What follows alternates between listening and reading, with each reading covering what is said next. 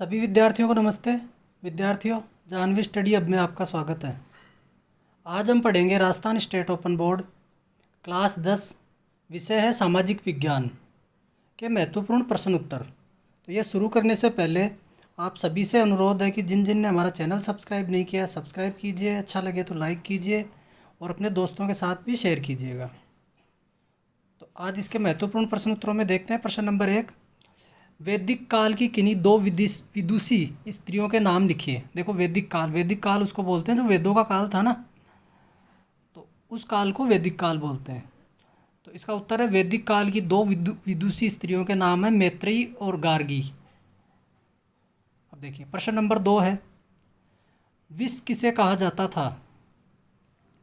तो इसका उत्तर है ग्रामों के समूह को विष कहा जाता था। प्रश्न नंबर 3, आर्य शब्द से क्या अभिप्राय है? तो इसका उत्तर है आर्य शब्द से अभिप्राय है श्रेष्ठ अथवा श्रेष्ठ कुल में उत्पन्न होने से, यानी सबसे ऊंचे कुल में जन्म लेने से। अब देखिए, 4 प्रमुख वेदों के नाम बताइए। तो ये 4 प्रमुख वेद हैं ऋग्वेद, सामवेद, यजुर्वेद, अथर्ववेद।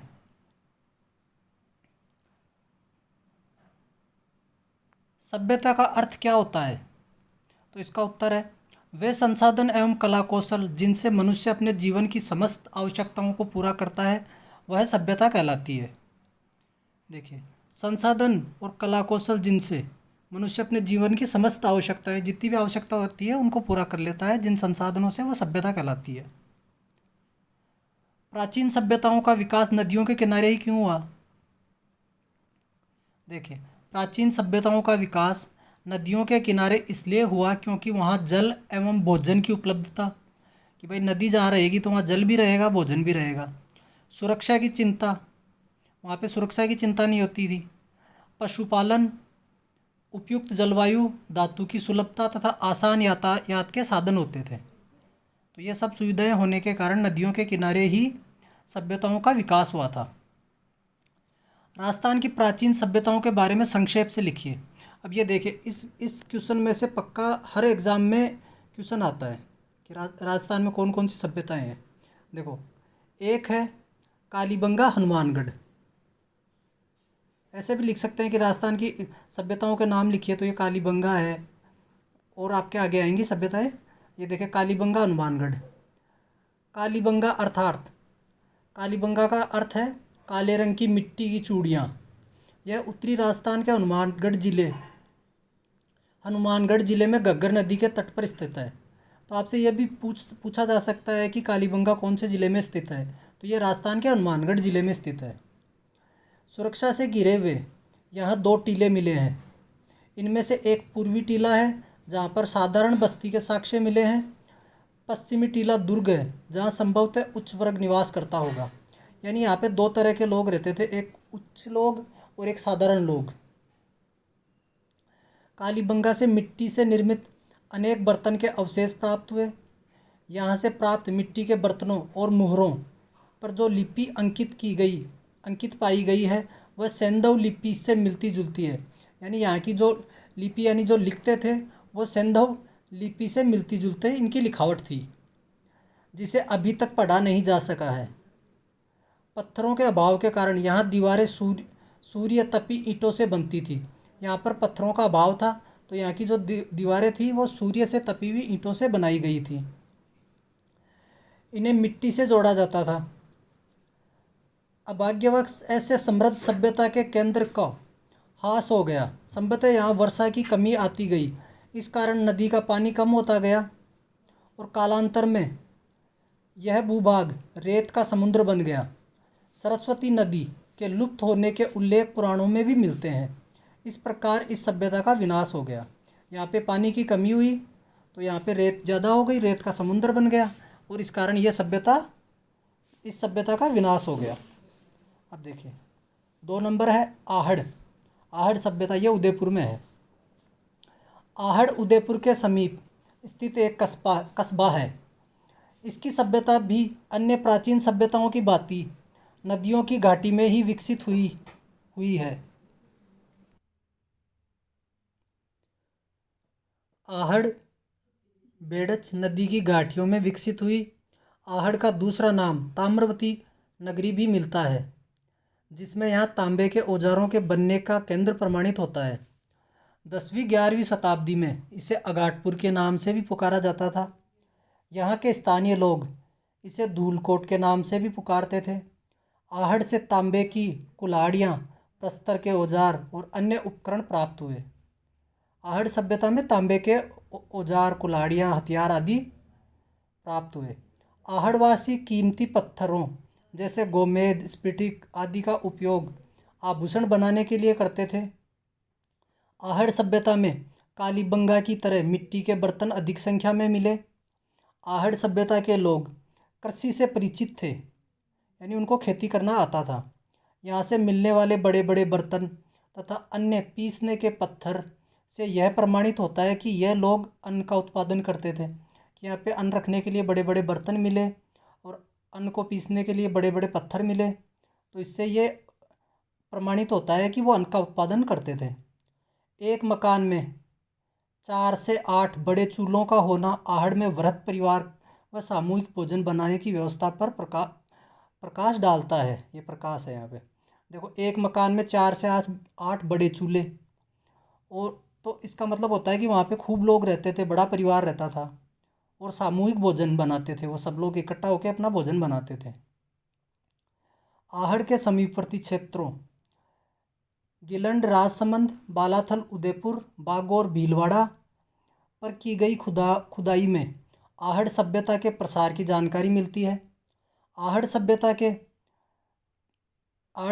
के प्रकार की जानकारी मिलती है। आहड़ सभ्यता में केवल आयड़ नदी की घाटी तक ही सीमित न होकर बनास व चंबल नदियों की घाटी से लेकर गुजरात के कच्छ तक विस्तृत थी।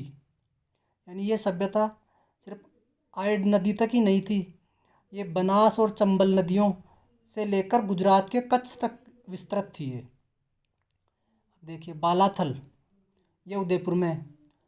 ताम्र पाषाण युगीन, यह स्थल उदयपुर के वल्लभ नगर में स्थित है। इस टीले के उत्खनन का कार्य, ये उत्खनन नहीं है उत्खनन है, का कार्य मार्च 1993 में institute of Rajasthan studies, Rajasthan Vidyapeeth Vishwavidyalaya Udaipur के डॉक्टर देव कोठारी के नेतृत्व में, दक्कन कॉलेज पूना के VN मिश्रा और doctor VS Shinde, doctor KRK Mohanty और डॉक्टर ललित पांडे एवं डॉक्टर जीवन खरकवाल की देखरेख में किया गया।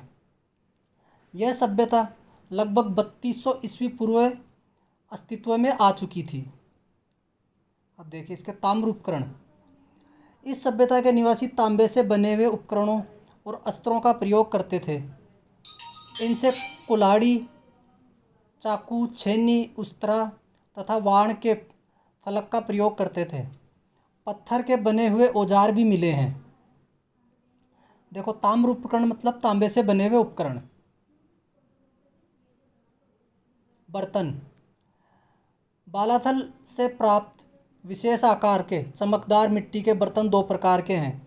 एक खुरदरा दीवारों वाले तथा दूसरे चिकनी मिट्टी के दीवारों वाले। काले, लाल और गहरे लाल रंग के ऐसे बर्तनों के बाहर और भीतर चमकदार लेप किया हुआ है, जो मिलता है काले व लाल बर्तनों पर। सामान्यतः सफ़ेद रंग के चित्र मिलते हैं। बालाथल के टीले के मध्य में एक विशाल दुर्ग स्वरूप संरचना खोजी गई, जिसकी दीवारें 315 मीटर ऊंची तथा लगभग 5 मीटर मोटी है।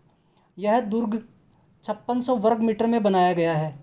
जिस प्रकार आहड़ की ताम्रपाषाण काल की सभ्यता में तांबा गलाने की भट्टियों के अवशेष मिले, उसी प्रकार बालाथल में लोहा गलाने की भट्टियों के अवशेष मिले। यहाँ पर लोहा गलाने की भट्टियाँ थी। अब देखिए इसके नेक्स्ट पार्ट के प्रश्न नंबर 1, उपनिषद क्या है? तो इसका उत्तर है देखो, वैदिक साहित्य के अंतिम भाग उपनिषद है, जिन्हें वेदांत भी कहा जाता है। उपनिषदों की संख्या 108 मानी गई है। उपनिषद पूर्णतया दार्शनिक ग्रंथ है, जिनका मुख्य उद्देश्य ज्ञान की खोज करना है।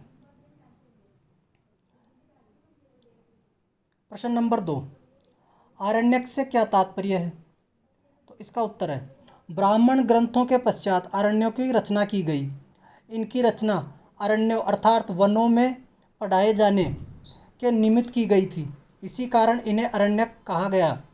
इनमें यज्ञों के स्थान पर ज्ञान व चिंतन को प्रधानता दी गई।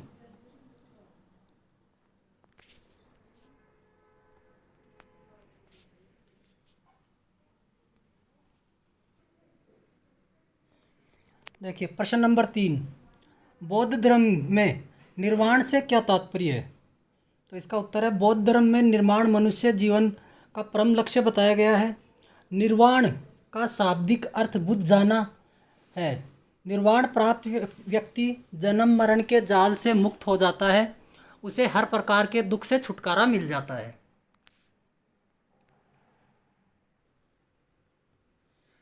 प्रश्न नंबर 4, जरथुष्ट्र कौन थे और इनके बारे में संक्षेप में बताइए। जरथुष्ट्र एक संत थे जिन्होंने पारसी धर्म की शुरुआत की थी। पारसी धर्म को जरथुष्ट्र धर्म भी कहा जाता है। जरथुष्ट्र का जन्म पश्चिमी ईरान के अजरबैजान प्रांत में हुआ था। उनके पिता का नाम पोम्समम था और माता का नाम दुरोधा था। यह आरंभ से ही विचारशील थे। 30 वर्ष की आयु में सबलाल पर्वत पर उन्हें ज्ञान की प्राप्ति हुई। जरथुष्ट्र द्वारा स्थापित दार्शनिक चिंतन के अनुसार शरीर नाशवान है तथा आत्मा अमर है। प्रश्न नंबर 5, यहूदी धर्म के बारे में संक्षेप में बताइए। इसका उत्तर है यहूदी धर्मवादी धर्म की मान्यता है कि ईश्वर अपना संदेश पैगंबरों के माध्यम से प्रेषित करता है। यहूदी लोग मूसा को अपना मुख्य पैगंबर मानते हैं। यहूदी धर्म एकेश्वरवाद पर आधारित है। उनका ईश्वर यहोवा निर्गुण न्यायप्रिय तथा कृपालु है।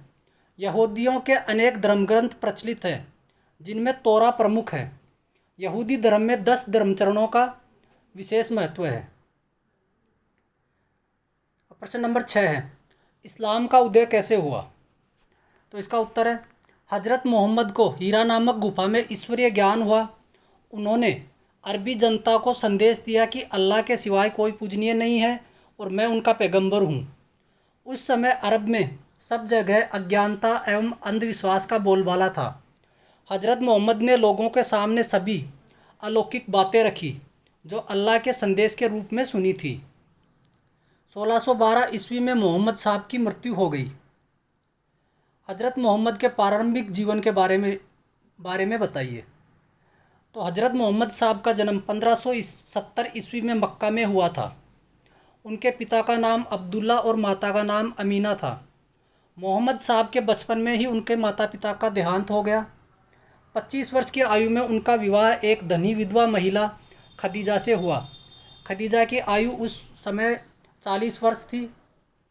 मोहम्मद साहब प्रारंभ से ही गंभीर प्रवृत्ति के थे और निरंतर उनकी धार्मिक इच्छा थी बढ़ती रहती थी और वह प्राय ध्यानमग्न होते गए। यानी उनकी वो गंभीर प्रवृत्ति के इंसान थे और उनकी धार्मिक इच्छाएं हमेशा बढ़ती रही और वो हमेशा ध्यान में अपनी धार्मिक धर्म के प्रति ध्यान में मग्न रहते थे। प्रश्न नंबर 8, कुरान के अनुसार प्रत्येक मुसलमान को कौन से 5 कृत्यों के अनुसार अपना जीवन यापन करना चाहिए? तो देखिए कुरान के अनुसार प्रत्येक मुसलमान को इन 5 सिद्धांतों पर अपना जीवन यापन करना चाहिए। सिद्धांत नंबर 1 है कलमा पढ़ना। सिद्धांत नंबर 2 नमाज पढ़ना। 3 रोज़ा रखना। 4 ज़कात देना। 5 हज करना। देखो ये ज़कात के बारे में पूछ सकते हैं। तो ज़कात का ये मतलब होता है कि जो अपनी आमदनी जितनी भी आमदनी होती है उसमें से कुछ धन दान में देना। 4 पुरुषार्थ कौन से हैं नाम बताइए। जीवन को आध्यात्मिक एवं भौतिक दृष्टि से उन्नत करने के लिए 4 पुरुषार्थों की व्यवस्था की गई है। ये पुरुषार्थ हैं धर्म, अर्थ, काम और मोक्ष।